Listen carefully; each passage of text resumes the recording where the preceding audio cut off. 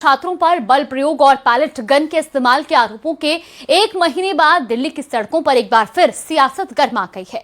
नेता प्रतिपक्ष Rahul Gandhi pellet gun पीड़ित के साथ दिल्ली के संसद मार्ग पर थाने पहुंचे और एफआईआर दर्ज करने की मांग की। राहुल ने डीसीपी से मुलाकात की, लेकिन पुलिस ने सिर्फ शिकायत दर्ज की और इसके बाद राहुल बाहर निकले और पीड़ित के साथ धरने पर बैठ गए। बाद में प्रियंका गांधी और कांग्रेस के दूसरे नेता भी वहां पहुंच गए। तो वहीं पुलिस सूत्रों का कहना है कि शिकायत दर्ज कर ली गई है और इस मामले की जांच क्राइम ब्रांच कर रही है।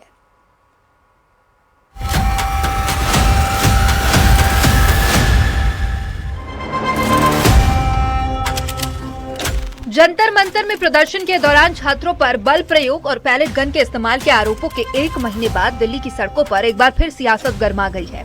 नेता प्रतिपक्ष राहुल गांधी पैलेट गन पीड़ित के साथ आज दिल्ली के संसद मार्ग थाने पहुंचे और एफआईआर दर्ज करने की मांग की।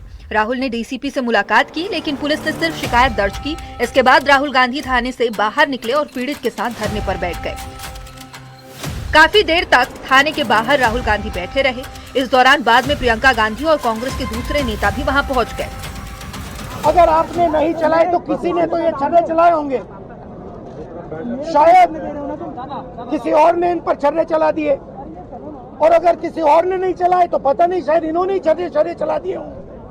मगर क्राइम तो हुआ है, क्योंकि इनके शरीर में छर्रे हैं। हम सिर्फ ये कह रहे हैं कि एफआईआर दर्ज कीजिए।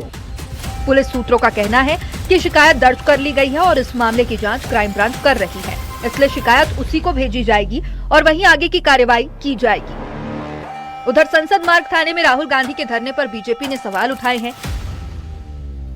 जब देश की सबसे बड़ी अदालत मामले की जांच कर रही है, तो आज थाने के बाहर जाकर कैमरे के सामने बैठकर राहुल गांधी क्या साबित करना चाहते हैं?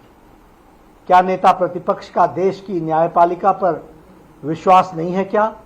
इससे साफ हो जाता है कि उनका मकसद किसी को न्याय दिलाना या जांच करवाना नहीं है, बल्कि सिर्फ हंगामा खड़ा करके कानून व्यवस्था को चुनौती देना। बीजेपी प्रवक्ता प्रदीप भंडारी ने कहा कि धरना नायक राहुल गांधी पेशेवर अराजक बन चुके हैं। इनका न कोर्ट में विश्वास है, न पार्लियामेंट में विश्वास है।